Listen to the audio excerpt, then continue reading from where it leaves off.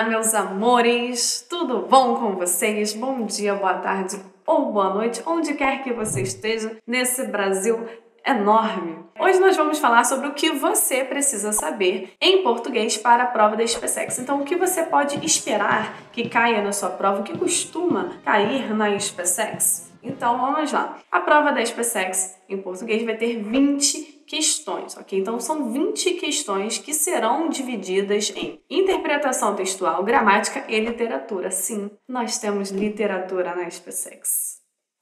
Mas fiquem tranquilos. 60% aí, eu sou de português, né, gente? Então, para contar, tive que pedir uma ajudinha aí para o pessoal aí de fora. Mas me disseram que 60% da prova de português cai mais gramática. Ok? Por que cai mais gramática? De interpretação textual, nós temos de 2 a 4 questões, beleza? A gente vai ter um texto aí bem grande, que vai ocupar uma página, ou uma página e meia, ou uma página e um pouquinho, ou uma página certinha. E dentro desse texto a gente vai ter de 2 a 4 questões de interpretação textual. Depois dessas de interpretação textual, nós vamos ter as de gramática. Ah, mas a de gramática pode ser que pegue lá do texto? Sim. A gente vai dar um Ctrl+V, Ctrl+C, Ctrl+V. A gente vai dar uma copiadinha. Algumas questões vão pegar ali do texto e vão colocar um enunciado cobrando a parte de gramática. É o caso de sujeito, vozes, orações, ok? Que a gente vai pegar do texto, vai colocar no enunciado e vai te fazer uma pergunta relacionada à parte de gramática. Então, não vai depender de interpretação textual. Vai pegar de lá, mas com o intuito de você, para ver se você sabe ou não a parte gramatical, beleza? Então, o que acontece? De 2 a 4 questões de interpretação textual e a parte gramatical a gente vai ter aí, pasmem, de 12 a 16 questões, ok? Em média, sempre a gente está falando de média, uma variável de 12. Ah, mas pode ser onde? Pode. Mas pode ser 12? Pode. Pode ser 16? Pode.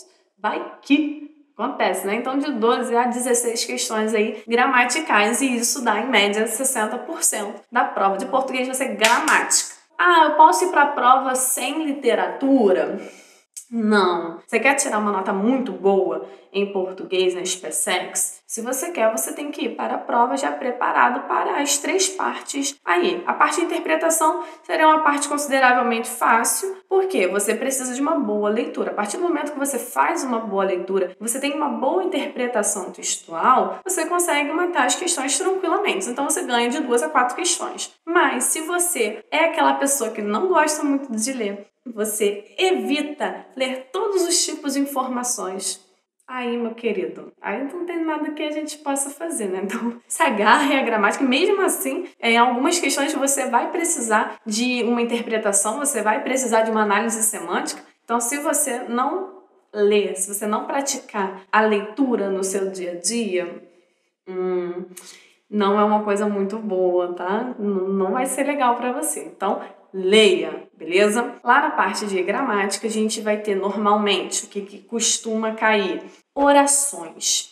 SpaceX tem um amor assim, ó. Só love, só love, só love, só love por orações. Não é aquela oração, Pai Nosso que estás no céu, não é essa oração, é oração subordinada, é oração coordenada, é período composto, estamos falando dessas orações. Mas é um bicho de 7 cabeças? Não é um bicho de 7 cabeças, ok? Orações, para a gente ter, orações de boa, vou acertar todas de orações, Vanessa, beleza, você tem que estar com um período simples em dia. Se você não souber o que é um sujeito, o que é uma transitividade verbal, o que é um complemento nominal, meu querido, período composto, então, não rola, tá? Então, orações, a gente vai ter aí umas 4 questões de orações. É bastante coisa. E ele vai te pedir a classificação da oração, ou então ele vai colocar já uma oração no enunciado, vai falar, eu quero a mesma análise sintática dessa oração aqui. Ache nas questões abaixo. Aí você vai ter que achar lá no ABCDE. beleza? Então você vai ter 2 trabalhos, o do enunciado e depois achar um que case com o enunciado. Ou então ele pode te pedir apenas a classificação, sim. E além de pedir a classificação das orações, ele também pode te pedir aí qual é a conjunção, se é um pronome relativo, ok? Então, essa que seria aí um pronome relativo, uma característica da oração subordinada adjetiva. Ele pode brincar, pegar um pouquinho aí dessa parte de conjunções também. Beleza? Transitividade verbal também ele pode fazer isso. Porque, por exemplo, a gente tem oração subordinada, substantiva, objetiva, direta, misericórdia. Então, quando a gente tem essa oração toda aí, para que a gente tenha ela, é preciso que a gente entenda o que é um verbo transitivo direto. Então, se você não conseguir entender essa parte, vai ficar um pouco complicada em orações. Por isso que o período simples é extremamente importante e necessário para a compreensão do período composto, beleza? Voltando ainda para aquelas questões que a gente pega, copia e cola aqui do texto de interpretação, né? A gente vai pegar lá um pouquinho. Sujeito. Sujeito, os PSEX gostam muito de sujeito também. E quem não gosta do sujeito? O sujeito é bem interessante, porque o sujeito a gente pode brincar com concordância verbal, com o sujeito a gente pode brincar de vozes verbais. Então, o sujeito que ele pratica a ação do verbo, ele vai ter aí uma voz ativa. O sujeito que ele sofre a ação do verbo, então a gente está falando de um sujeito paciente. A gente pode brincar com PIS e PA, partícula passivadora, partícula de indeterminação do sujeito. Isso tudo está atrelado aí aos tipos de sujeito. Como é um assunto bem abrangente, fica legal de se trabalhar, porque as pessoas gostam que você gosta de trabalhar umas questõezinhas assim. Vamos comparar a SpaceX um pouquinho com a AFA. A AFA coloca um monte de matérias em uma questão. Mistura a questão toda. Ela vai pegar sintaxe, vai misturar com morfologia. Ela tá falando de pronome, do nada ela vai falar de transitividade verbal, vai falar de regência verbal. E é um negócio que crasa também no meio, coloca pontuação aí também para ficar interessante. E SpaceX não é assim. A SpaceX tô falando de orações, eu vou falar de coisas relacionadas a orações. Então eu vou falar de transitividade, eu vou falar de complemento, vou falar de conjunções. São coisas que são relacionadas, ok? Sempre, SpaceX sempre vai ser aquela matéria específica ou algo relacionado, que está atrelado àquilo. Então não vai ser aquela mistureba que a AFA gosta de fazer. Só para vocês terem aí, nortearem um pouco a diferença entre uma e outra. E normalmente quem faz AFA também vai fazer SpaceX. É uma mistura aí muito doida. Eu sei como é que é. Mas isso aí, tem que fazer tudo mesmo. Tem essa parte aí de sujeitos, que é uma parte bem interessante, que o SpaceX também gosta de cobrar. Pronomes. Também costuma cair tanto a parte morfológica quanto a parte sintática dos pronomes. Então ele pode te colocar, por exemplo, o lhe. O lhe, L-H-E, ele pode cobrar em que sentido?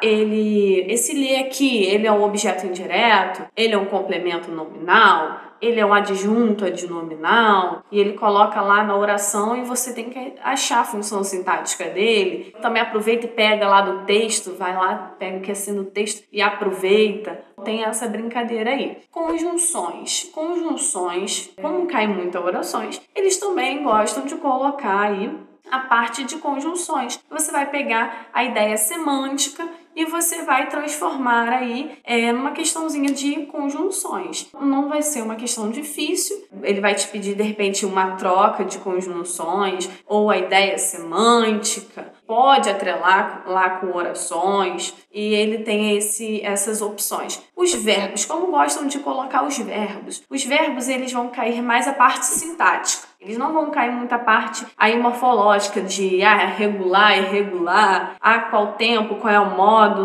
Não. SpaceX não gosta muito dessa parte dos verbos. Eles preferem aí a parte de transitividade, ou seja, a parte de transitividade é a parte da regência verbal. Você, por exemplo, pega aí o verbo assistir. O verbo assistir ele tem 3 transitividades, vai depender do contexto. Então eu posso pegar assistir ao jogo do Mengão.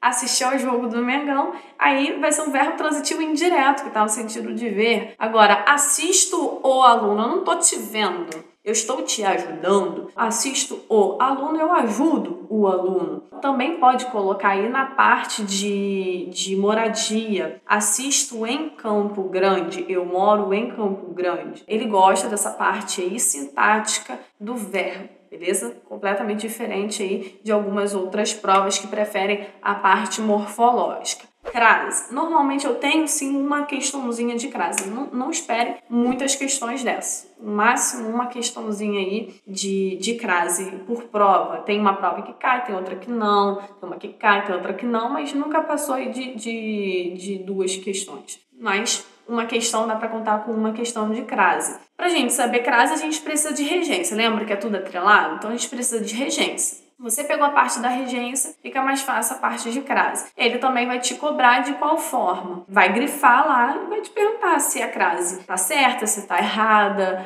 ache a crase que seja facultativa. É bem tranquilo. Então basta você olhar se o termo anterior pede a crase, basta você olhar se o termo posterior ele aceita a crase, ok? Figuras de linguagem, cai uma questãozinha, mas são questões bem tranquilas, pese de repente no sentido denotativo, conotativo, qual é a frase que esteja com sentido conotativo ou denotativo e coisas do tipo. Aí a parte de literatura, que não me diz muito respeito, mas eu só vou abrir assim, um leque rapidinho aqui assim, e professor de literatura aí, só uma licencinha.